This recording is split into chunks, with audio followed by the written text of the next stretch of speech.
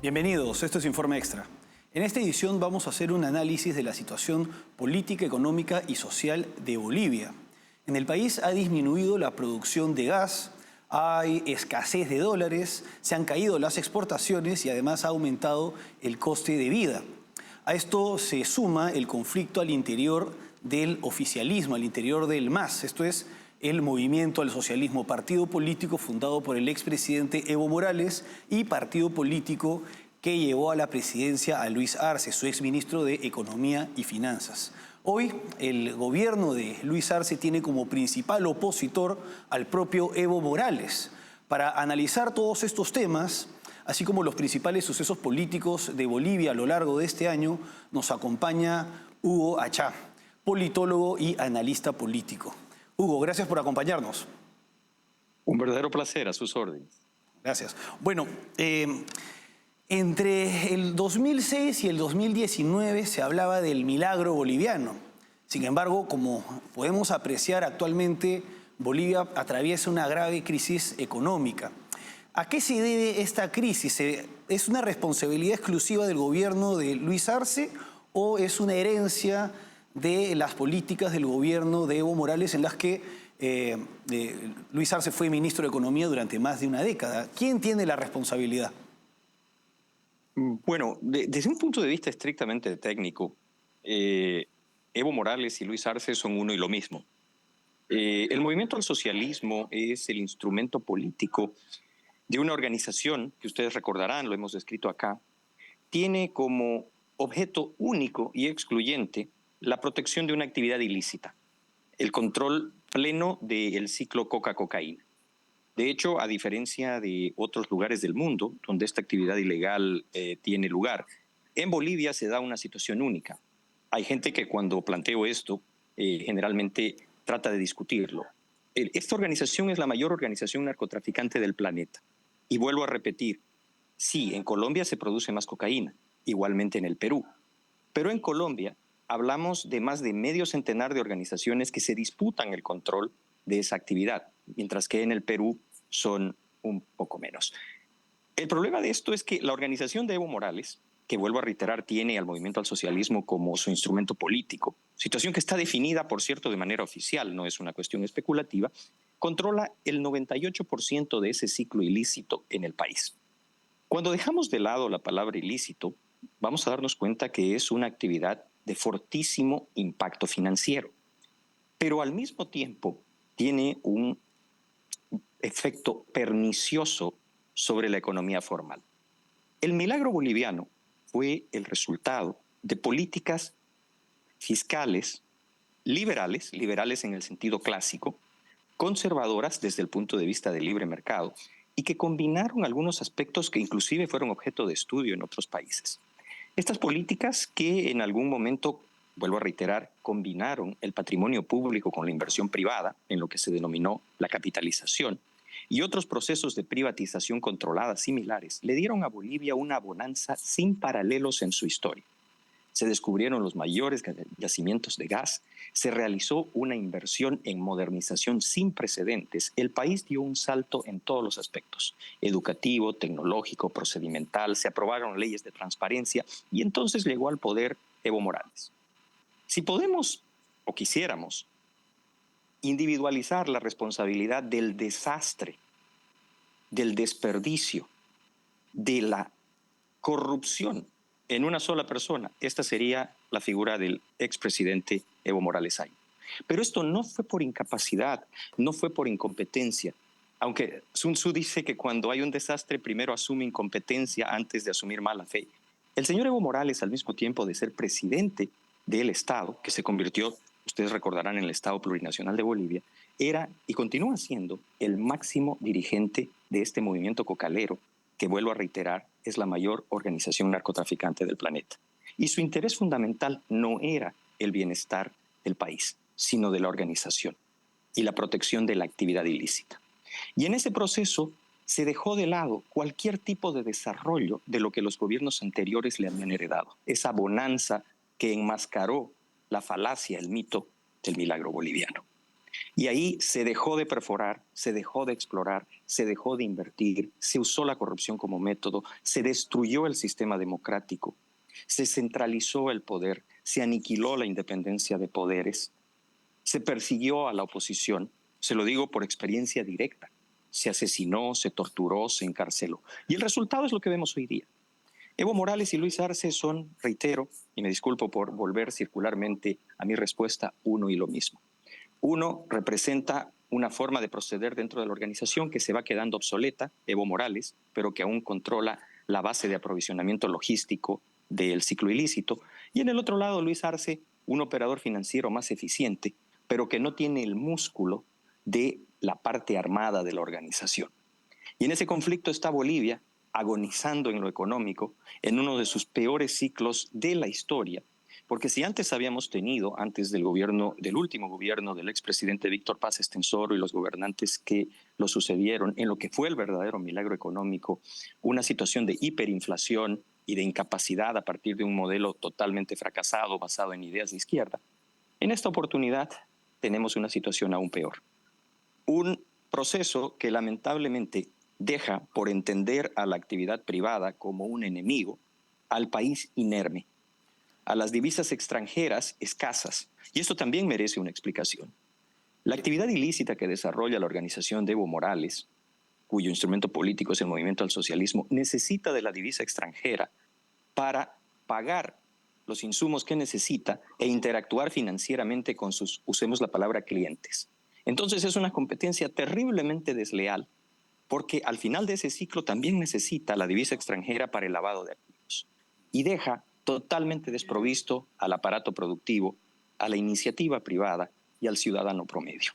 Eso es, y me disculpo por extenderme, el resumen de lo que es la tragedia boliviana.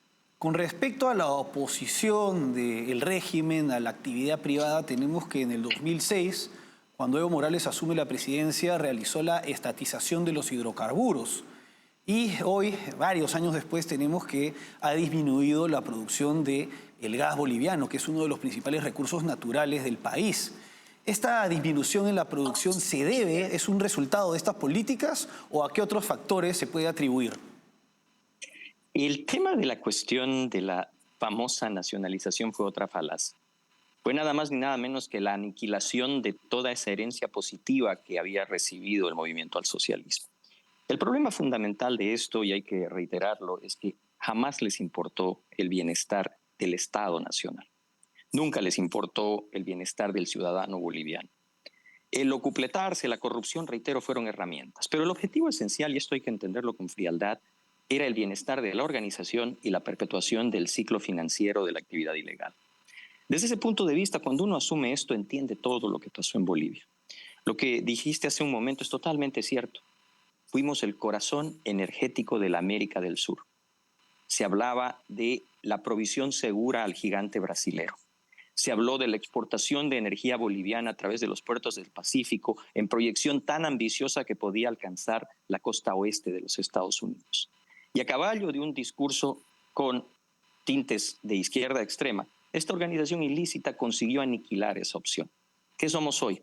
Un país que mendiga la posibilidad de usar los ductos que debieron ser utilizados para exportar la energía boliviana, para que los campos de vaca muerta tengan una vía más corta para alcanzar el mercado brasilero.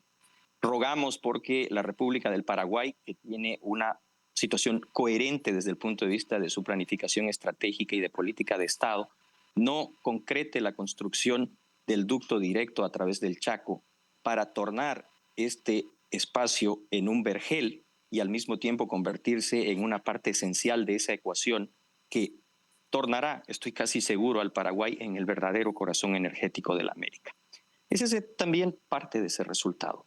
Pero vuelvo a reiterar, no fue una cuestión accidental, no fue una cuestión de pura incompetencia y corrupción.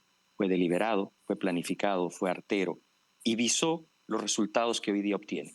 El problema es que el ciclo ilícito no puede por sí mismo sostener a la economía. El problema es que se han visto cada vez más arrinconados ante la pérdida de espacios de apoyo ideológico, tal vez el más serio, la pérdida de una Argentina complaciente, cómplice y partícipe, y los resultados están a la vista. Hugo, vamos ahora a una pausa y regresamos para a hablar acerca de las graves acusaciones en contra de Evo Morales y la división en el MAS entre evistas y arcistas.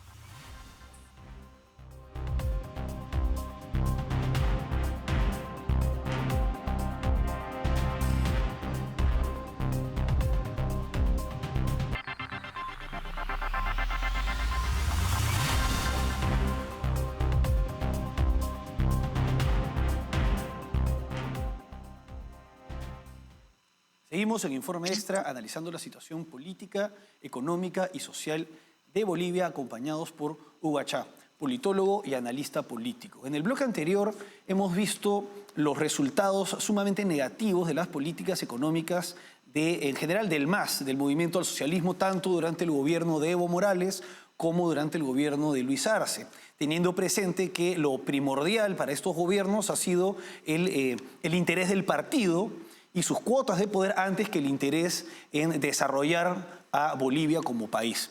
Bueno, Hugo, a los resultados nefastos de las políticas económicas que se han aplicado en Bolivia en los últimos años, se suman graves acusaciones en contra de Evo Morales, concretamente por estupro y trata de personas. Hay videos y imágenes de él con menores de edad sumamente comprometedoras. ¿Qué tanto sustento tienen estas acusaciones y las declaraciones de Evo de que se trata de lawfare? Bueno, separando la paja del trigo. Yo sé que voy a hacer una referencia literaria, ¿no es cierto? Aquella obra de La fiesta del chivo, Evo Morales la deja en calidad de cuento de niños. Todas las situaciones que puede un gobernante hacer para cumplir aquella cita de que el poder corrompe y el poder absoluto corrompe absolutamente, tiene como ejemplo gráfico al señor Evo Morales Ayma. La entrega, ustedes recordarán, de ingentes recursos comprobados, más de $500 millones a quien fuera su pareja sentimental, Gabriela Zapata. La trama trágica, porque implica la posibilidad de la desaparición de un menor de edad, de un hijo jamás aclarado, acompañan hoy día a esta evidencia que parece indicar que el señor Evo Morales Ayma sería culpable de pedofilia. Y pedofilia en extremos absolutamente deleznables. Niñas de edades que es difícil citar porque quien es padre, quien es esposo, quien es abuelo, va a entender que jamás quisiera ver a su hija menor de edad en una situación de esta naturaleza. Y todo desde la impunidad del poder. Entonces, más allá de lo que representen los procesos en los cuales se está intentando usar el remanente de poder que le queda, procesos a donde aliados de Evo Morales, como lo fueran los esposos Kirchner, el señor Fernández, el propio Luis Ignacio Lula da Silva, tendrán que responder no desde lo personal, sino desde el punto de vista de la acción del Estado. Uso como ejemplo la Argentina. Hoy las investigaciones que se dan en la Argentina, en el gobierno del señor Javier Milei, tienen una característica esencial. No se trata solamente de la búsqueda de una reparación y de una sanción desde la perspectiva de la víctima, sino ¿qué hizo el Estado argentino? ¿Qué hizo el Estado argentino cuando era evidente que las niñas que ingresaron con este señor a territorio argentino claramente habían sido su pareja desde cuando tenían edades que, vuelvo a reiterar, son difíciles de imaginar? Adolescentes protegidas por un marco legal en Bolivia, en la Argentina, protegidas por un marco legal del menor en el derecho internacional público. Evo Morales Ayma no solamente fue, y lo puedo decir con todas las letras, un corrupto, no solamente es el líder de la mayor organización narcotraficante que este mundo ha conocido de manera unitaria, sino que simultáneamente también es una persona con las manos manchadas de sangre. Procesos en la Comisión Interamericana de Derechos Humanos lo responsabilizan de manera directa de secuestro judicial, torturas y ejecución. Por lo tanto, quien quiera debatir esto desde lo político, yo lo invito a que revise los antecedentes desde lo jurídico. Lamentablemente, en esta América Latina, donde Gabriel García Márquez se quedó corto con Macondo, hemos visto que hemos sido testigos de un proceso que espero esté llegando a su final y volvamos a una América Latina que intente construir sociedades de Estado de Derecho con pesos y contrapesos, con libertades, con respeto a los derechos humanos y con la posibilidad de que fenómenos como estos sean simplemente un mal recuerdo. Hugo, sin embargo, a pesar de estas graves acusaciones y los nefastos resultados políticos y económicos del MAS, Evo continúa teniendo cierto grado de aceptación. Es popular todavía en amplios sectores de la población boliviana. ¿A qué atribuyes esta popularidad? ¿Qué tanto peso ha tenido el relato político y la narrativa del MAS para poder lograr esto? Quien no conoce nuestra región no comprende que Bolivia en más de una ocasión ha sido un referente, una especie de laboratorio para la implementación de políticas, en lo positivo y en lo negativo. La adopción de modelos de desregulación, de libertad económica, de libre iniciativa, de protección y marco legal para el desarrollo de lo privado tuvieron en Bolivia con Jeffrey Sachs el decreto 21060 uno de sus principales modelos. Gran parte del éxito que disfruta hoy día el señor Javier Milei en el control de la inflación se aplicaron en 1984 con, cité antes, el doctor Víctor Paz Estenssoro. El famoso "no hay plata" tiene un eco en Bolivia se nos muere, parte de 2 discursos presidenciales históricos. Lamentablemente, desde otro punto de vista, Bolivia también fue un laboratorio para la implementación de teorías de reivindicación, de racismo sistémico, de reconstrucción de discurso, de escribir nuevamente la historia con fines políticos. Se construyó un mito muy eficientemente presentado, un mito que tuvo impacto internacional, un mito que con aquel, recordarás, suéter a rayas alcanzó la vieja Europa. Sin embargo, todo ese mito no alcanzó para disfrazar el otro lado de la historia que estamos discutiendo aquí. La organización criminal, la organización narcotraficante, la destrucción de las instituciones, la persecución de la oposición, la falta de respeto por cualquier parámetro de ley, la impunidad frente a la tortura y al asesinato. Hugo, Y ese es el legado que tiene Evo Morales. Con respecto a la represión contra los opositores, un ejemplo es el de la expresidenta Yanine Áñez, que está en prisión. Pero a diferencia de países como de dictaduras abiertas, como es el caso de Venezuela, de Nicaragua, de Cuba, de esto no se sabe tanto en la región y a nivel internacional. ¿Podrías desarrollar un poco más cómo se lleva a cabo o hasta qué grado se reprime a los opositores en Bolivia? Bueno, hay un libro que se publicara junto con el Inter-American Institute for Democracy que contiene un informe sobre los derechos humanos en la Bolivia de Evo Morales. Yo te invito a la audiencia que lo pueda leer, está disponible en Amazon.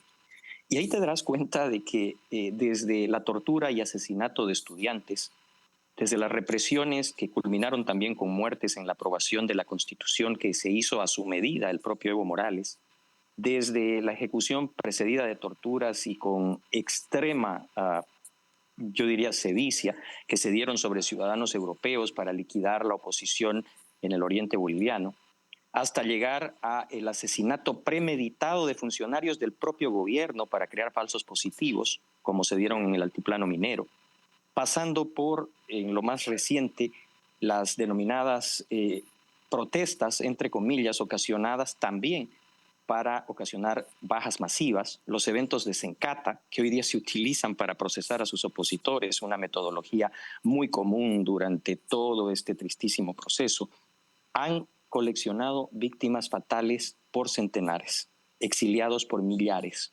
En algún momento, en una conferencia internacional, y es una referencia que siempre he guardado, Bolivia existe en sordina y a espaldas de la realidad, tal como tú lo señalas. Pero sin embargo, yo me pregunto, y esto fue parte de aquella exposición, ¿qué pasaría si en algún momento, para usar esto como una comparación, en Italia hubieran habido más de 2.500 muertos por violencia política y hubieran más de 6.000 italianos exiliados por razones de persecución política? El mundo entero alzaría la voz. Y sin embargo, cuando proporcionalmente descendemos por la diferencia poblacional hacia Bolivia, esa comparación, nos vamos a dar cuenta que hemos vivido con una dictadura tanto o más brutal que la que se ha desarrollado en Venezuela y que, sin embargo, ha existido, reitero, a espaldas de esta América.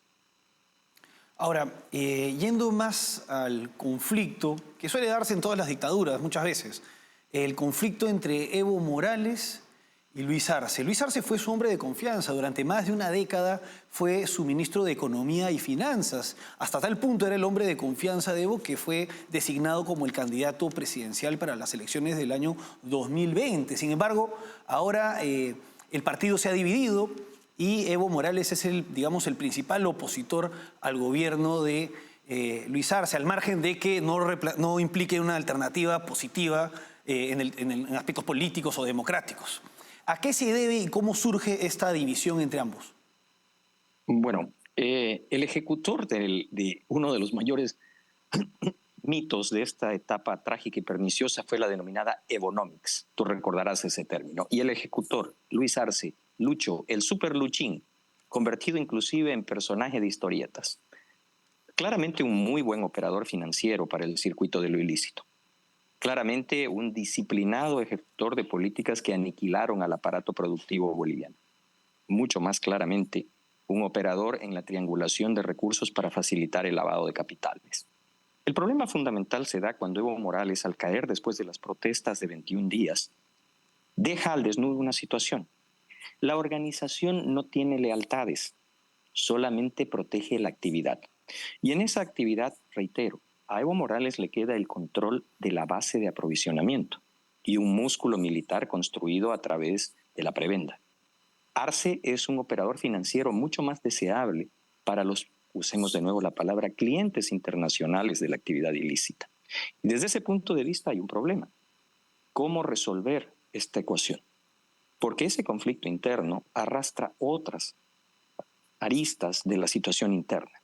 Una oposición desarticulada, una población completamente atemorizada, un sistema judicial y un ministerio público que son usados como si de sicarios se tratase, y finalmente, una escasa posibilidad de salida. Te doy solamente una referencia.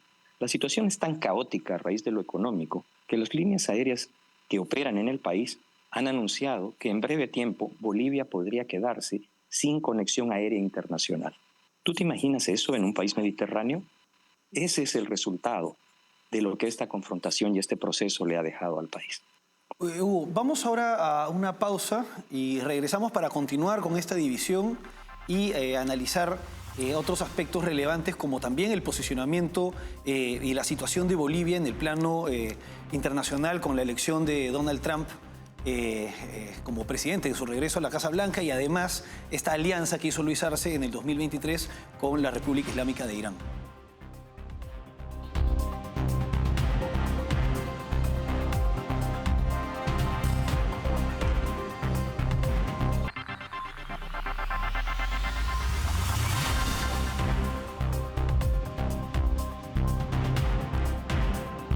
Seguimos en Informe Extra analizando la situación política de Bolivia, acompañados por Hugo Achá, politólogo y analista político. Hugo, en esta edición hemos analizado y hemos visto cómo pues, sea el camino que ha conducido al desastre económico de Bolivia, la división y las pugnas entre Evo Morales y Luis Arce, y cómo se ha reprimido sistemáticamente a la oposición sin que esto tenga tanta trascendencia a nivel internacional. Ahora, este 20 de enero, Donald Trump regresa a la Casa Blanca y ha nombrado como secretario de Estado a Marco Rubio, un político posicionado marcadamente en contra de los regímenes del socialismo del siglo XXI. ¿Qué expectativas genera esto para la oposición boliviana? Bueno, la oposición boliviana debe rearticularse y reinventarse. Eso es indudable. El único aspecto en el que la organización de Evo Morales ha tenido un éxito, yo te diría rotundo, es desde la perspectiva de la actividad ilícita y sus efectos estratégicos. Bolivia se ha convertido en un factor esencial en la logística financiera de los adversarios de Occidente. La cocaína boliviana, saliendo a través del Ecuador, de los puertos peruanos, de los puertos chilenos, descendiendo por la hidrovía Paraguay-Paraná, es un componente esencial que permite actividades para organizaciones como los proxies de Irán, Hezbollah, Hamas. Es una fuente financiera esencial para que operativos de las milicias del Quds, de las fuerzas especiales del Pasdarán, tengan presencia en el hemisferio occidental. Para que países como Paraguay o la Argentina, en el caso de Paraguay, se enfrenten 1.000 vuelos ilegales al año en su frontera norte. Para que Cuba consiga a través del lavado de activos y el tráfico y trata de personas blanquear capitales. Eso es tal vez el único factor irónico en el cual Bolivia se ha transformado en un factor importante. en la cantidad de cocaína triplicada o quintuplicada, dependiendo del puerto al que hagamos referencia, sea este Amberes, sea este Cádiz. Y en esa situación, el advenimiento de Donald Trump encuentra a Bolivia en una situación compleja. Trump no solamente nombra a Marco Rubio, el nuevo subsecretario, el señor Landau, y las personas que están siendo colocadas en defensa, en seguridad, en Homeland, inexorablemente posarán sus ojos sobre uno de los epicentros de actividad ilegal que a través de su rendimiento financiero alimenta a los adversarios y enemigos de los Estados Unidos. Y es ahí también donde habrá una disyuntiva. ¿Será la oposición boliviana capaz de presentar una alternativa para el país, pero también en una respuesta en el aspecto geopolítico? Yo creo que esa es una de las preguntas que están flotando en el aire. Efectivamente. Bueno, Hugo, como bien señalas, Bolivia es una suerte de laboratorio tanto para lo positivo como para lo negativo.